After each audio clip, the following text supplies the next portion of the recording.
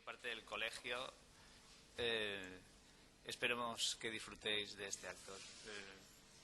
Es un acto que se ha realizado en colaboración con Cajasol, como son otros actos que se hacen conjuntamente, y esta vez vamos a compaginar lo que es una exposición que tienen aquí cerca en la sala de exposiciones de la Casa Pemán con esta conferencia de este magnífico artista, que es muy importante que disfrutemos de su presencia, porque es difícil localizarlo y organizar un acto con él. Yo me gustaría hacer hincapié en las actividades culturales que está haciendo el colegio, que es de traer cultura, de traer información, no solamente de traer cuestiones técnicas, sino pues acercarnos la cultura, y también que esta sala sirva de reunión no solo a los arquitectos, sino a gente que esté interesada en otras actividades, y acercarnos todos. Y en esta sala me encanta ver a mis compañeros arquitectos y me encanta ver a otros compañeros que no lo son, pero están muy interesados por el arte.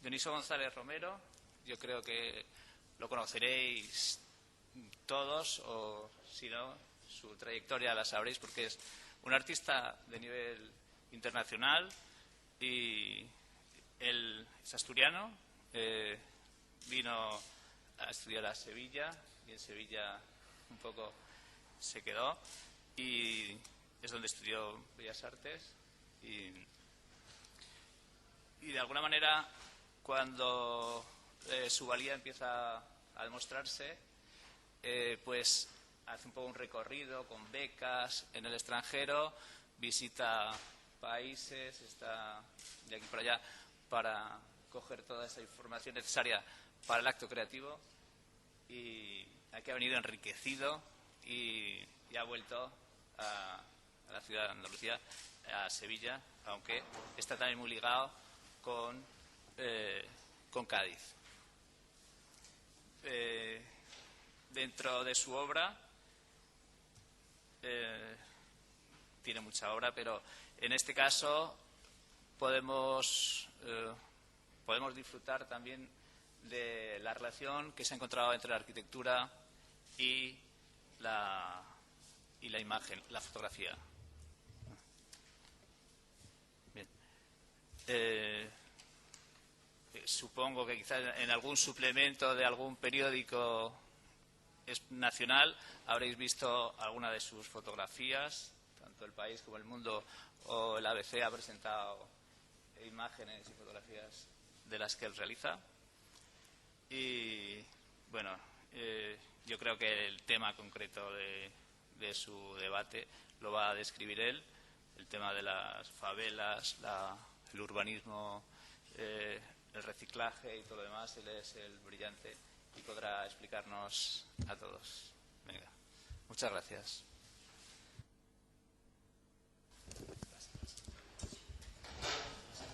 Creo que no.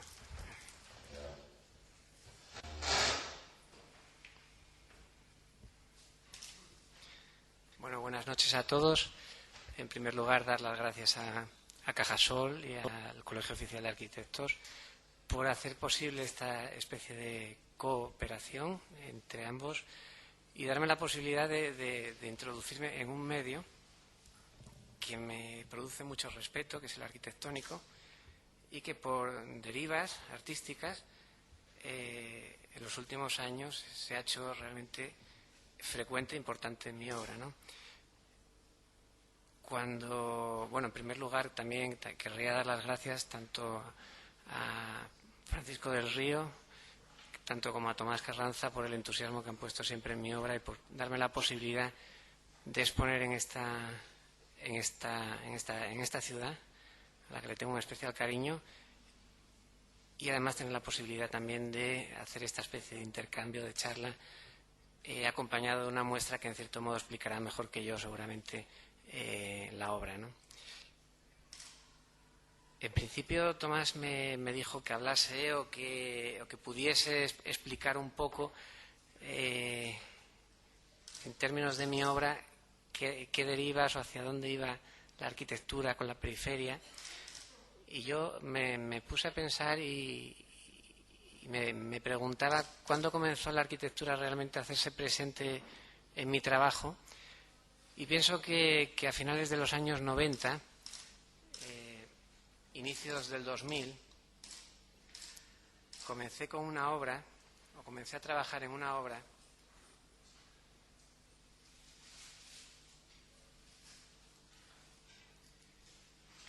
que en cierto modo daba bastante mayor importancia al personaje que el habitáculo, pero que ya comenzaba, digamos, a representar un deseo del habitar, ¿no? Entonces yo daba, digamos, abrigo o daba cuerpo a determinados personajes que irán apareciendo ahora en pantalla. En una serie de trabajos, era un work in progress que comenzó en el año 2000 y que trataba sencillamente de un hábitat extraño, un hábitat extraño porque está situado en un no lugar. Un no lugar es, en este caso, esa experiencia que Scott Fatt hablaría de cibercepción, ¿no? Es decir, un personaje se sienta delante del ordenador y de repente tiene una navegación en solitario, ¿no? Es una experiencia, en cierto modo, solitaria, autista, en muchos casos incluso amparada en la anonimia, y de todo ello fui metiéndome en diferentes mail groups o diferentes foros de Internet y fui extrayendo a distintos personajes por el interés que pudieran tener. Estos personajes, en principio, eran contradictorios entre sí. En unos había transformismo identitario, en otros había muestras claras de xenofobia, otros eran culturistas. La idea sencillamente era trasladar de un no lugar virtual a un lugar físico una arquitectura que en este caso sería una pared arquitectural básica, muy a la Bauhaus, prácticamente sencillamente empacaba al personaje en una caja de luz. La fotografía la tomaba después de introducirme con él en celdas o rooms, así es como se llaman los matorrales donde textualmente hablas con esta serie de individuos y finalmente conseguía la cita, hacíamos la fotografía en estudio y luego había, pues lógicamente en el proceso de demostración en los museos había una convivialidad inexistente en estos personajes porque difícilmente, siendo tan, ya digo, tan contradictorios entre sí, desde el inmigrante al xenófobo, desde el mixofóbico al mixofílico, desde todo tipo de alteridad en cuanto al personaje. Ya digo que había un deseo real de que las figuras fuesen hiperrepresentadas hasta tal punto que la imagen se encajaba posteriormente en la caja donde precisamente había sido tomada. Esta obra me llevó a otra posterior que hablaba del panóptico, y el panóptico en mi obra creo que es especialmente importante.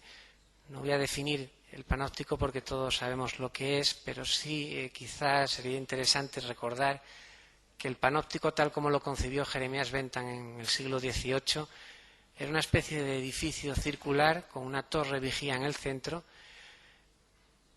El exterior circular tenía ventanas a ambos lados, con lo cual recibía luz del exterior, y por otra parte el vigía o centinela podía ir observando a los individuos que estaban en las celdas. Estos individuos eran lógicamente presos. Estamos hablando de un edificio para la penalidad, era un edificio penitenciario, era un edificio para la reclusión, incluso para los trabajos forzosos. No debemos de olvidar que Jeremías Bentham no era un arquitecto, era un jurista en primer lugar, ¿no? Pero no es exactamente el panóptico lo que me interesa como edificio. Lo que me interesaba era la concepción de panoptismo que luego desarrolló especialmente Foucault, es decir, esa idea de que vivimos una sociedad especialmente visual, hipervisualizada, donde el cable externo de la red, la pantalla panexpandida, el día electrónico nos mantiene en una vigilancia extrema, ¿no? Estamos realmente en una sociedad de la vigilancia, una sociedad de la mostración absoluta. Esa hipervisualidad llegó a preocuparme profundamente, al punto que una obra que acabamos de ver, en la que había dos cuerpos sociales, uno era una banda musical y otra era un cuerpo de azafatas, en realidad eran dos cuerpos sociales. Es decir, si antes trabajaba con cuerpos o con personas desde su posición de individuos, ahora sí trabajaba desde su posición de cuerpos sociales, es decir, de cuerpos expuestos para la visualidad, para ser mostrados, para ser expuestos a la vista. Bien, después ya digo que tras esta serie sobre el panóptico y el panoptismo, hice una incidencia corta en una serie que se hizo en Cuba. Estoy repasando fundamentalmente, para que se haga una idea, las obras que creo que arquitectónicamente tienen referencia, más que nada porque estamos en un lugar fundamentalmente o puramente arquitectónico, ¿no?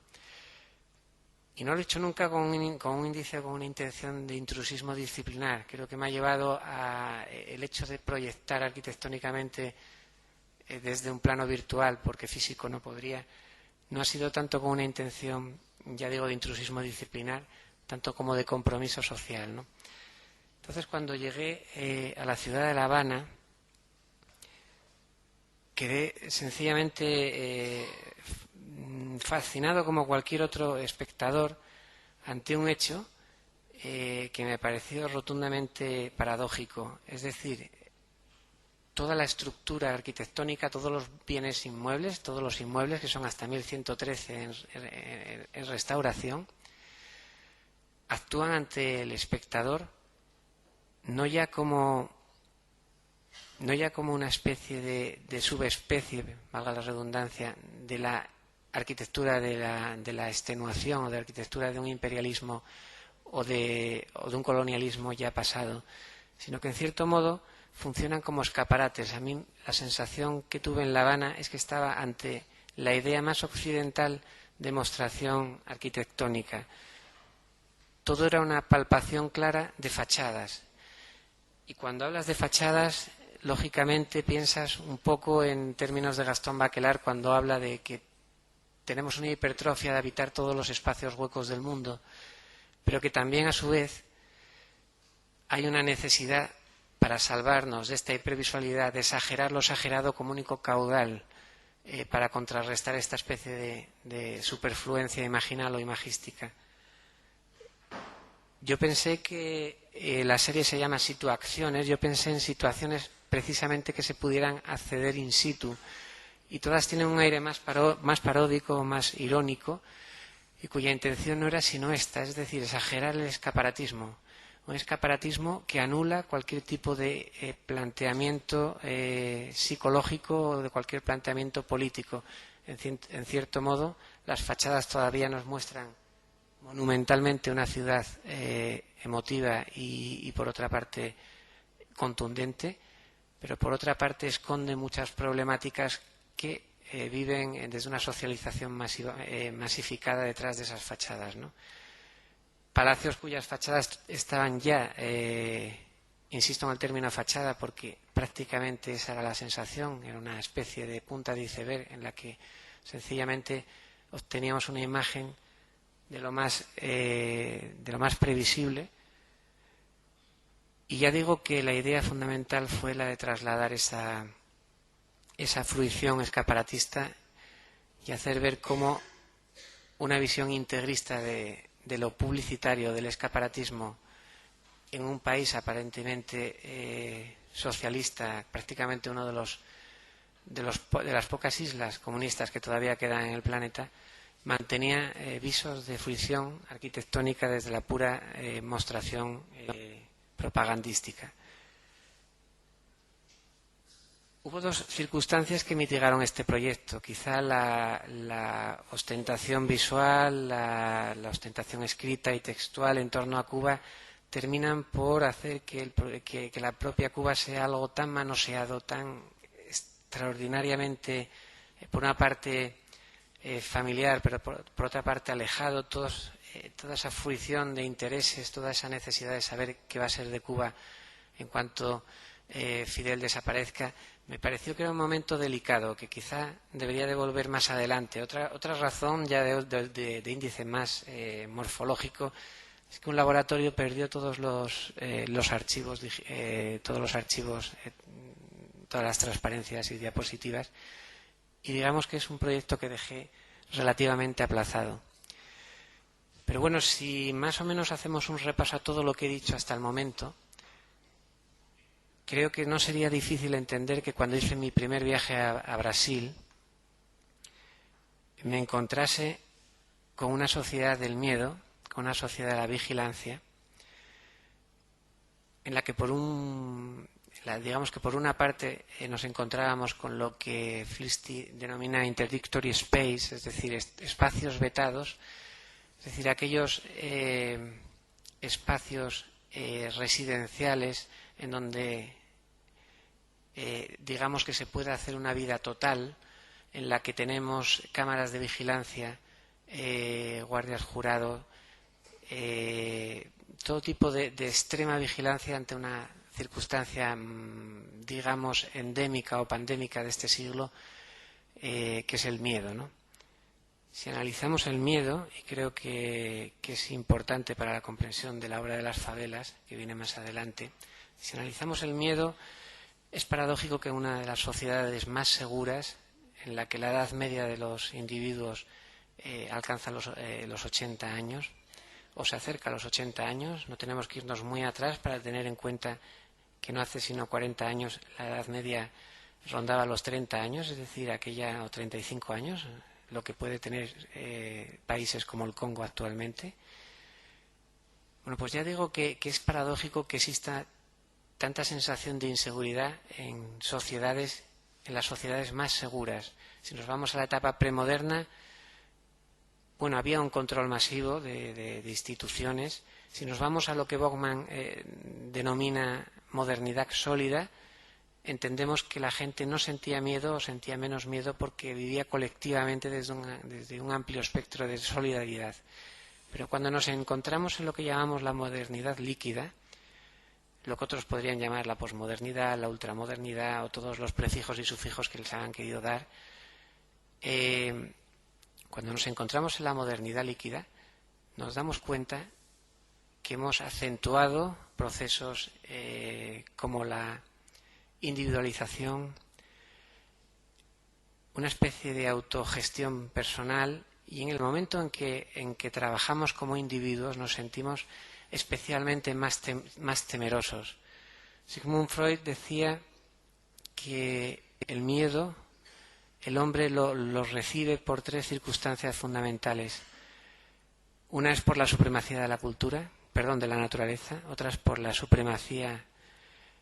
por la caducidad de nuestra propia vida, y una tercera es por el miedo a métodos de relaciones sociales que habitualmente son fallidas. Bien, las dos primeras ordenamientos, lógicamente, se tienen que aceptar porque son invariables. Pero el tercero, algo que la propia sociedad crea, es decir, un módulo de relaciones sociales, si no nos funciona, queremos cambiarlo constantemente, ¿no?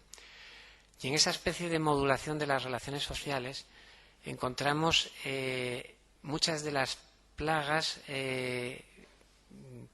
digamos, patógenas, incluso de las patologías contemporáneas más extremas, ¿no? Que es el miedo al otro, que es el miedo precisamente al resto, ¿no?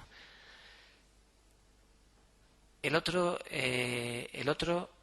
lo podríamos definir fundamentalmente bien por una clase superior, que tiene superior lógicamente entre comillas, que tiene una noción de lo local desde la internacionalización, es decir, que tiene un proceso de cibercepción desde sus hogares, pero que cada vez vive menos el exterior.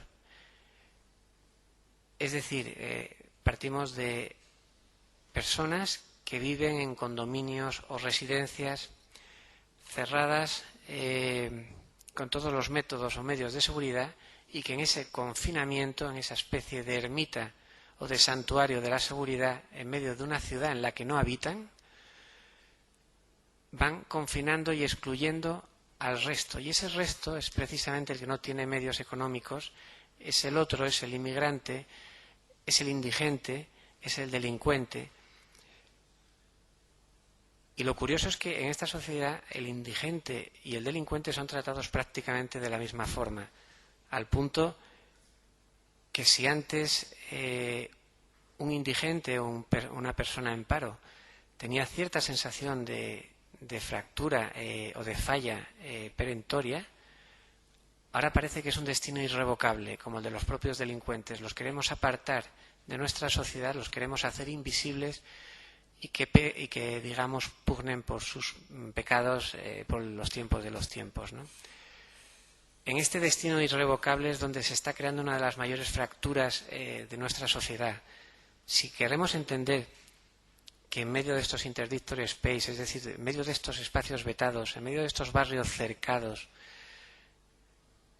hay anécdotas espeluznantes como démonos cuenta que en California se están haciendo residencias con fosos, como en la antigua Edad Media, de 25 acres, para que no haya ningún tipo de acceso.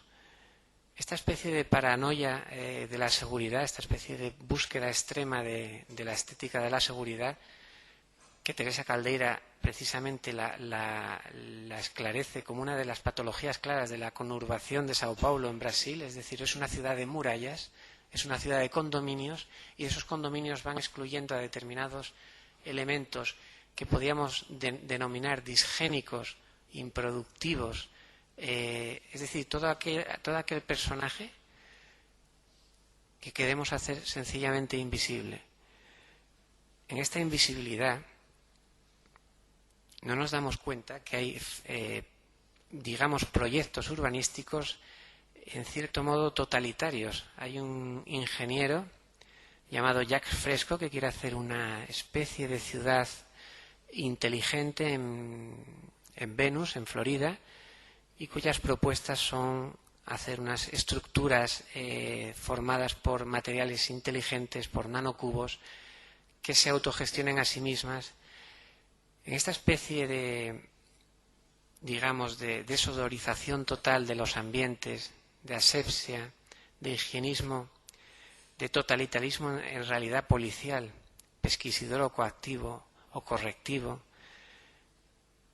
es donde yo creo que mi trabajo se fundamenta. Es decir, cuando llegué a Brasil y miré a un lado y vi las favelas, y miré al otro y vi los condominios, me llamó la atención poderosamente que me encontraba ante uno de los pocos símbolos del contrapanóptico en la Tierra, o en este planeta. Es decir, además de la arquitectura funeraria o de la arquitectura del evacuatorio o del excusado, solo la favela funciona como contrafigura de ese panóptico. Es decir, la favela fundamentalmente busca la disolución de la mirada. Es un estadio de barrios chabolados que se confinan en vida a una especie de enterramiento, de clausura, de insurrección contra toda mirada estatal, y cuyas premisas son la vida estanca, ¿no?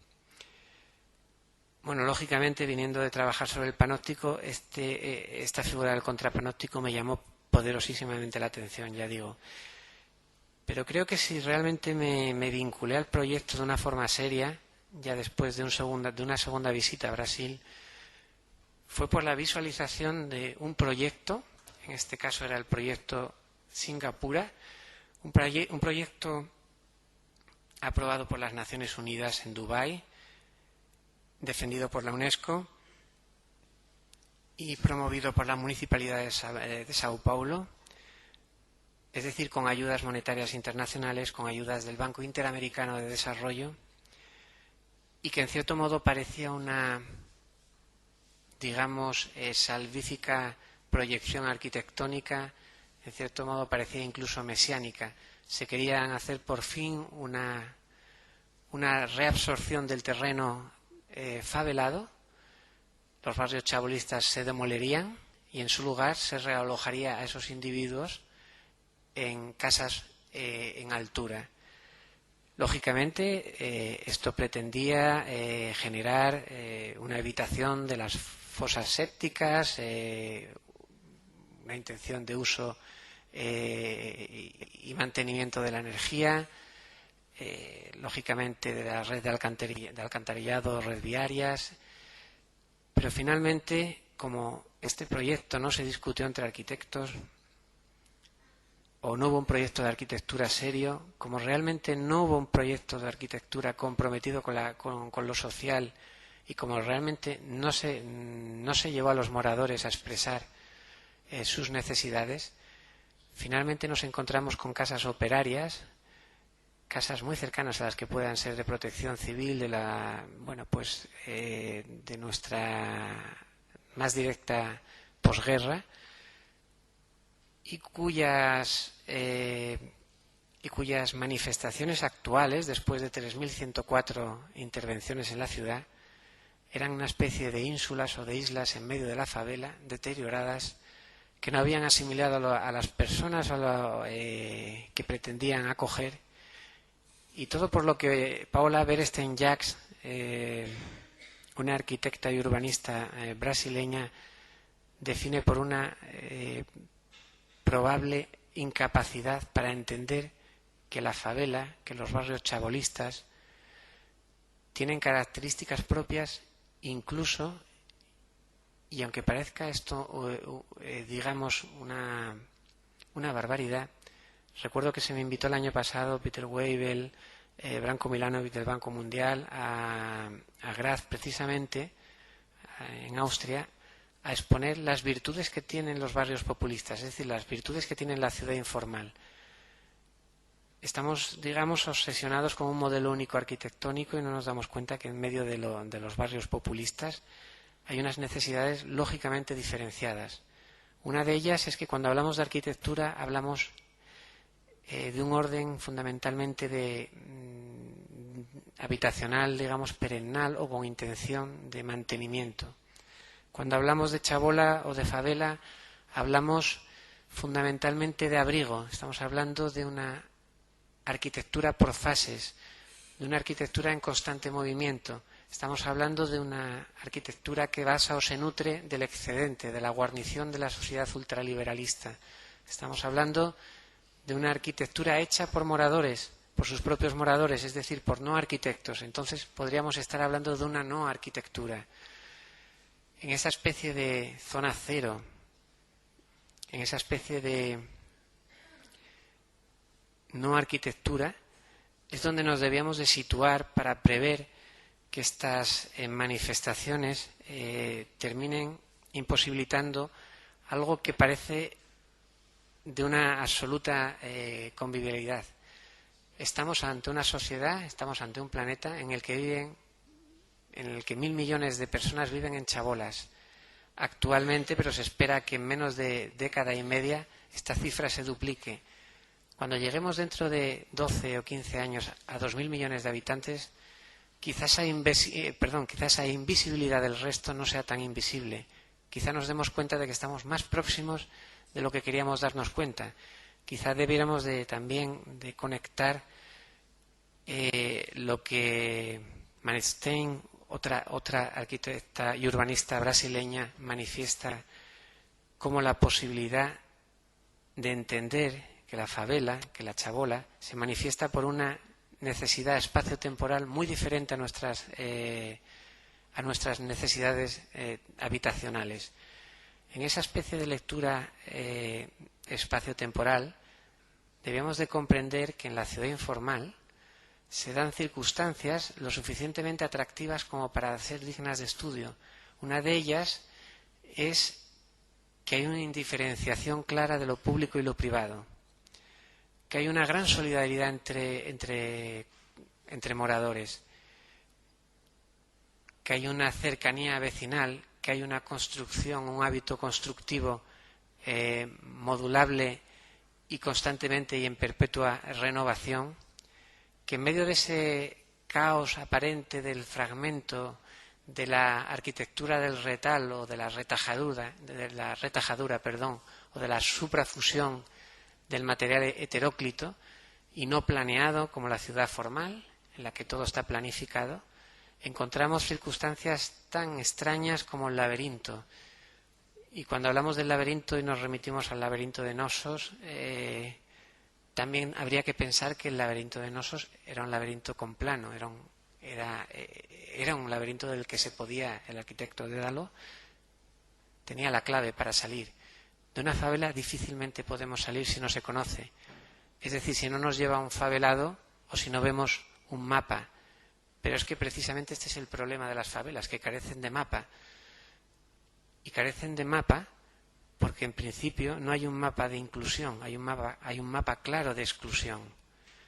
Yo he sobrevolado tanto las favelas de Sao Paulo como de Río de Janeiro y puedo constatar que en menos de un año es prácticamente imposible comprenderlas de nuevo.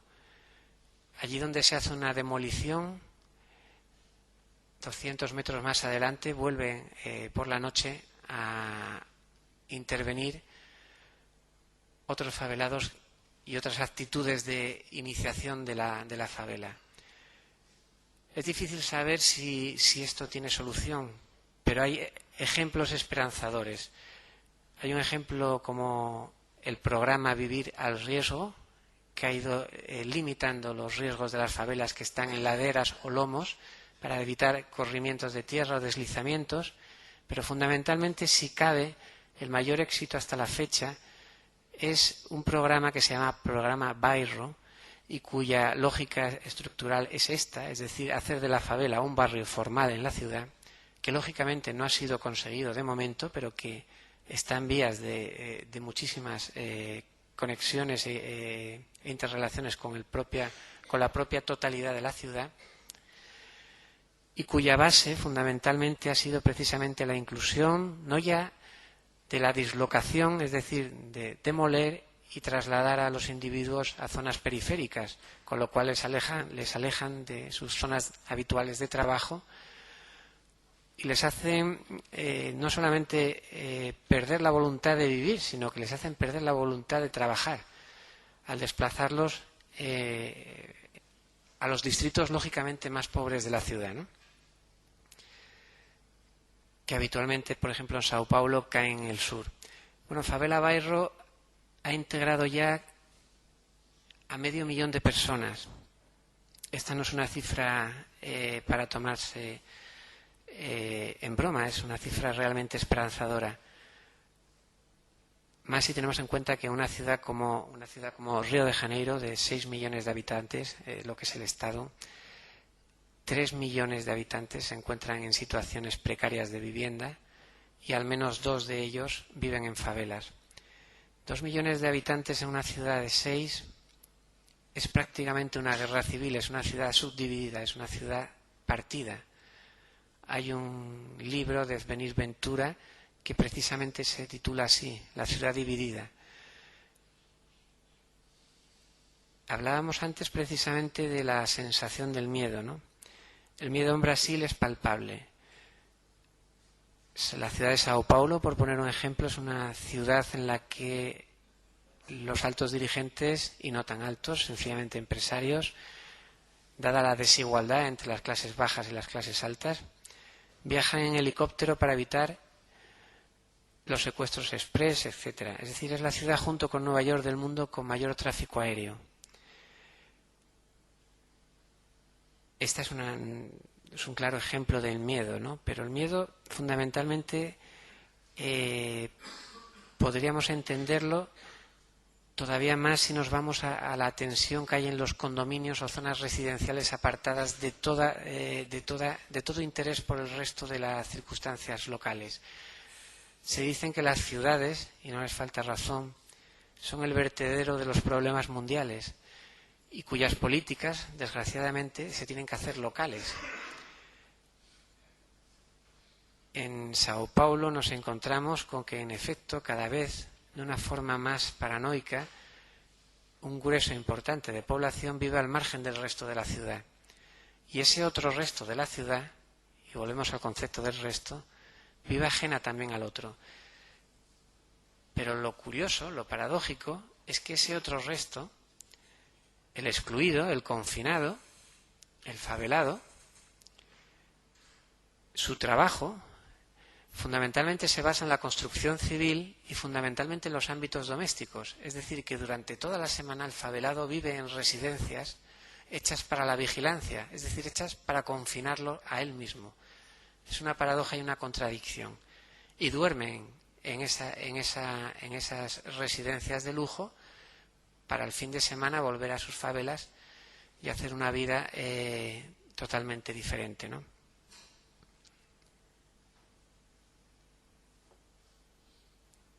Bueno, fundamentalmente pienso que se han estado viendo las imágenes, que yo no he estado mirando, difícilmente a lo mejor comprenden lo que estoy hablando y lo que estoy proyectando, ¿no?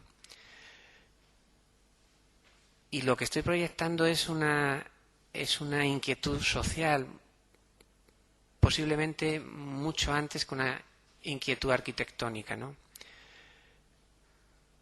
La favela, ya dijimos que parte del fragmento, que ese fragmento posteriormente se hace laberinto, que ese laberinto posteriormente se hace rizoma, es decir, se extiende por toda la ciudad y crea una visualización muy extraña y muy impactante. Es decir, observamos de repente cómo una especie de extensión hecha por circunstancias habitacionales minúsculas tiene una amplificación mayúscula en cuanto a dimensiones espaciales.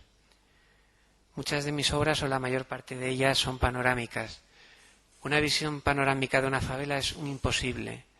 En realidad, cuando muestro una visión panorámica de la favela, es como si estuviese directamente anulando una primera fila de barracas y les estuviese mostrando la segunda. Pero en realidad es así.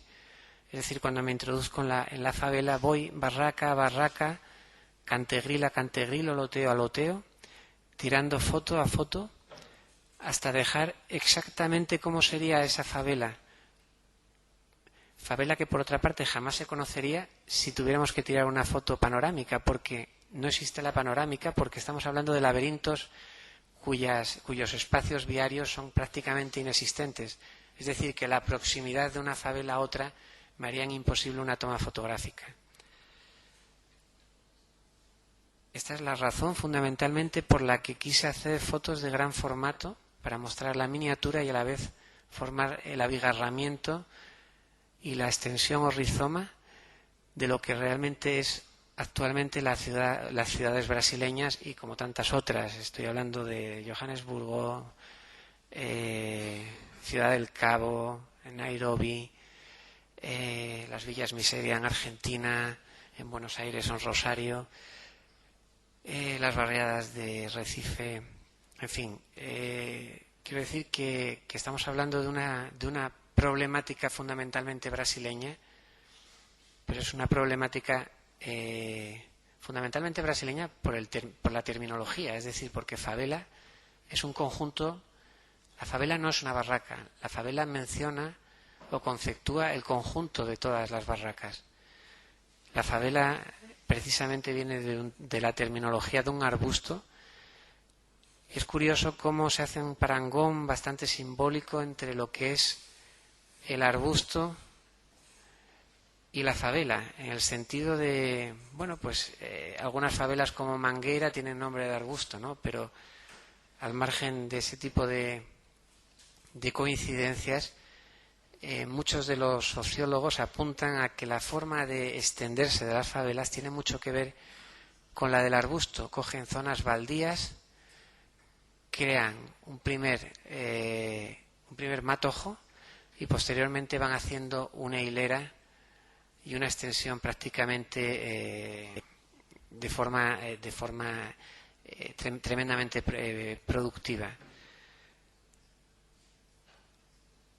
No es solamente la forma de intervenir de la favela, hay muchas clases de intervención.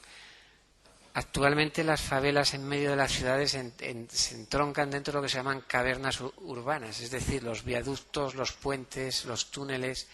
Esta es una forma de maridaje con el en medio de la inmediatez, es decir, van por la noche, crean sus barrios chabolados y a la mañana siguiente estamos conviviendo con un espacio hasta que el día anterior era inexistente, ¿no? Bueno, muchas de estas favelas, ahora mismo estamos viendo Heliópolis. Heliópolis es, junto con Rosinha, la favela más extensa de Brasil. En ella viven hacinadas prácticamente 300.000 personas. Si nos damos cuenta de esta cifra, nos daremos cuenta de que es una microciudad. Puede ser perfectamente una ciudad española en medio de una megalópolis como es Sao Paulo, que tiene entre 17 y 18 millones de habitantes, ¿no? Esta extensión de favela, ya digo, Heliópolis, ha tenido algunas intervenciones como la de un arquitecto que era Otake, que sencillamente hablaban de la dignificación del individuo en torno al manierismo del color. Es decir, sencillamente se hizo una especie de remoción de las favelas, dándole o aplicándole aportes cromáticos a sus fachadas, ¿no? No parece muy de rigor pensar, como decía una senadora brasileña, que siempre que hablamos de la pobreza pensamos en términos pobres. Esto es lo que hace que una y otra vez todos los proyectos directamente fracasen, ¿no? Cuando estuve en Brasil, sencillamente me di cuenta que no había realmente una sensibilización por medio de la municipalidad al entorno físico de la favela, a muchas de sus virtudes y a muchas de sus necesidades. Estamos hablando de una corriente diaspórica que comenzó lógicamente con el apogeo de los años 50, de la industrialización y lógicamente del abandono del medio rural. Y en esa especie de trayecto diaspórico nos encontramos de repente con que muchas de las personas que viven en favelas no es que hayan llegado del campo y quieran dar el salto a una situación civil mejor. Es que han nacido en la favela y probablemente mueran en la favela. Hay favelas de Río de Janeiro que tienen 101 años, como la del Morro de la Providencia, pero no debemos olvidar que en otras ciudades del mundo y en otros países, como en Tailandia, hay hay barrios chabolados con 150 años. Si nos damos cuenta de esta circunstancia, es decir, que estamos hablando de un siglo de vida, no podemos de repente llegar con unas tropas de choque y unas palas y eliminar de golpe y porrazo unos hábitos, unas necesidades, un encuadramiento grupal y generar, ya digo, de la noche a la mañana un desenraizamiento cultural, un desenraizamiento colectivo, y en medio de esa especie de dispersión colectiva intentar querer que todas estas personas vivan en torno a nuestras necesidades, a las que siempre hemos tenido arquitectónicamente. Bueno, lo que realmente he pretendido en todos estos proyectos que aquí presento es ser perfectamente sensible a las necesidades de la favela. Todos y cada uno de los proyectos que aparecen han sido insertos y creados por mí para el medio en donde están, para el sitio y la localización en la que están. Estas imágenes que están viendo sencillamente lo que dan es una imagen tridimensional, es decir, para que no dé la sensación de que sencillamente estamos hablando de fachadas, ¿no? Estamos hablando de módulos sostenibles, de posibles vías. ¿Y por qué estos módulos tienen utilidad y a lo mejor no los que ponen el gobierno o la municipalidad? Sencillamente porque creo que atienden a esa dificultad espaciotemporal de la que hablaba Paula Berestin-Jacks. Es decir, ya nos tenemos que hablar sencillamente, y esta es un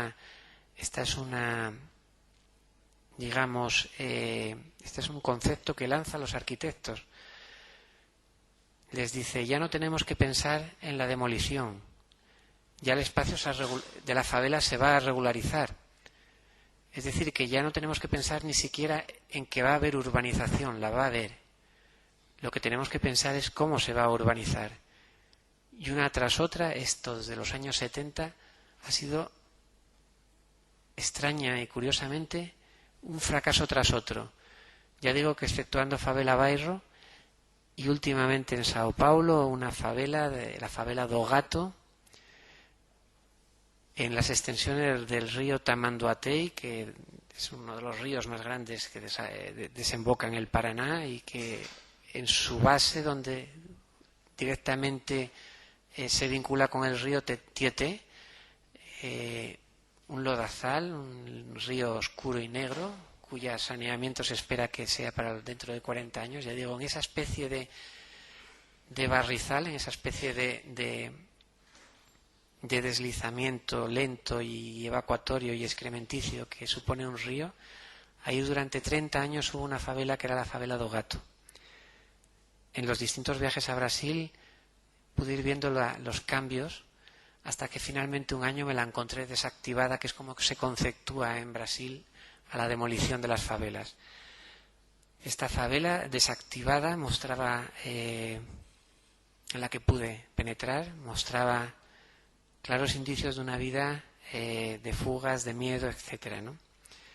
Bueno, hasta ahora ni la CECAP, que es la Caixa Estadual para Casas para el Pueblo, es decir, una caja estatal para las casas para el pueblo, ni el proyecto Singapura han conseguido ningún tipo de éxito. Solamente la favela do Gato en Sao Paulo parece, de momento, haber conseguido un realojo cierto de sus habitantes, pero estamos hablando de una cifra de 300 familias en un cómputo de 3.000. Estamos hablando de una ciudad que mantiene también cerca de 2 millones de habitantes en favelas, que lógicamente serán muchas más porque las cifras son difíciles de esclarecer y porque tenemos que entender que la propia favela en muchas ocasiones no está interesada en que haya un registro porcentual de sus habitantes, en que haya una mirada coactiva o pesquisidora o policial, porque entre otras cosas muchas o algunas de las favelas están dominadas por el narcotráfico. Es decir, no todas las favelas son, o no en todas las favelas hay un índice de criminalidad. Sí, todas ellas son peligrosas, porque entre otras cosas a nadie le gusta ser expuestos a la mirada desde la miseria. Pero hay algo terriblemente dignificable en la población brasileña, algo que probablemente explica muchas de las concesiones que hacen constantemente, y es esa especie de gracias a Dios, o esto es por destino de Dios. Esto ha conseguido, yo creo, que sencillamente un país no se haya levantado en armas, porque es complejo pensar que un 1% de la tierra en Brasil, que el 50% de la tierra en Brasil pertenece a un 1% de la población. Es decir, que estamos todavía hablando de latifundios y de terratenientes. Estamos hablando de movimientos sindicados con el movimiento de los sin tierra. Es decir, que no sería demasiado complejo adivinar soluciones para potenciar esta estructura. Lo que sí deberían de ser fundamentalmente es atentos y sensibles a cada uno de los parlamentos y a cada una de las necesidades que tienen estas familias. En cuanto a las imágenes, ya digo, muchas de ellas son de formato mural, en torno a 9 metros por 180, de 6 metros por 180, de 3 metros, 4. Ya digo que mi intención siempre fue la de manifestar la miniatura y de manifestar a su vez el abigarramiento típico a estas áreas. Y entre otras circunstancias también creo que tanto las imágenes como los vídeos muestran fundamentalmente esa especie de disensión de una ciudad como la de Sao Paulo, de un país como el brasileño, con un nivel constructivo prácticamente demencial, es decir, dos edificios, se construye un edificio cada 2 horas, creo que es más o menos. Las cifras en Brasil son bastante espeluznantes, siempre que hacemos estadísticas, hay un secuestro cada 5 horas, hay un edificio cada 2 días, todo es un poco desmesurado, ¿no? Decía Claude Lévi-Strauss que las ciudades del tercer mundo del viejo mundo, del nuevo mundo, nunca envejecen, nunca serán antiguas, sencillamente envejecen. Es decir, pasan de la lozanía a la decrepitud, pero nunca llegan a la antigüedad. y nunca llegan a la antigüedad porque no hay una planificación, hay sencillamente una descomunalización del proceso económico. Hay una especie de subordinación del país brasileño en torno a una deuda internacional que fundamentalmente genera este tipo de presiones. Y muchos de estos módulos, ya digo, que están viendo, también se vinculan precisamente a esos aspectos bunkerizados de la favela, a esa especie de enterramiento en vida, esa especie de claudicación, de voluntad de vivir, de ejecución o de inserción en un medio más supranacional. Sencillamente viven en lo local y desde un grupo o desde una intención vital puramente territorializada en zonas muy periféricas. Bueno, pues en medio, ya digo, de todas estas desigualdades, de todas estas desemejanzas, habría la posibilidad de generar módulos asignables. Hay una anécdota realmente curiosa, y es que en el año 2000, cuando en la segunda visita del Papa a la ciudad de Río de Janeiro, digamos que todas estas arquitecturas de la clausura, del encerramiento, del confinamiento, todas estas contrafiguras del panóptico, estas figuras de la dispersión de la luz y de la noche permanente, que diría Foucault, ya digo, de repente se hicieron estancas. Hubo 20.000 policías vigilando que no hubiera ningún tipo de bala perdida, de disparos entre morros, y las ciudades se hicieron estancas, es decir, las favelas se hicieron estancas para que pasease por sus recintos el único vehículo especialmente visivo y exclusivamente visual y estanco que existe, que es el papamóvil. Es decir, un elemento puramente vitrina que escenifica precisamente la visualidad extrema, todo lo contrario de la favela. Es decir, 1,5 millones de personas estaban viendo al Papa en directo, pero lógicamente una proporción mucho mayor lo estaban viendo en diferido, desde una ampliación del Telex, desde una ampliación satelital. Todo el mundo tenía de repente acceso a las favelas. Bueno, quizás sea, junto con la samba, la única forma, es decir, con el carnaval, la única forma de penetrar en estos ámbitos. Esperemos que con políticas sensibles podamos generar proyectos como este, o eso al menos espero, es decir, que abran debate o que abran foro y que sirvan en el futuro para que ustedes, los arquitectos, tengan la posibilidad de intervenir en ellas y generar habitáculos asignables y sensibles a individuos que han vivido durante décadas en territorios que no pueden ser demolidos de la noche a la mañana sin un planeamiento social, sin una política no solamente de la vivienda, sino una política de las personas, una política cultural. Es decir, el Estado no solamente puede dar abrigo o atrincherar o cobijar. Si el Estado no da influencia directamente, todos estos habitáculos, sean urbanísticamente remozados o no, caerán en lo perentorio, en la deterioración y en el abandono. Decía Kevin Lynch que que el deterioro no es algo que realmente oscurece su perfil y va poco a poco enmagreciéndose. Decía que el deterioro sencillamente es un abandono. Y podríamos decir que la favela sufre estoicamente desde siglos, o desde hace un siglo, el abandono de influencia del Estado. Y para que haya un deterioro tiene que haber una pérdida, pero que para que haya una pérdida tiene que haber una voluntad previa del que abandona. Esto es quizá lo que debiéramos de intentar soslayar. Y espero no haberlos aburrido extremadamente. Y bueno, si tienen algún tipo de pregunta, yo creo que podríamos dar por finalizada la charla, ¿no?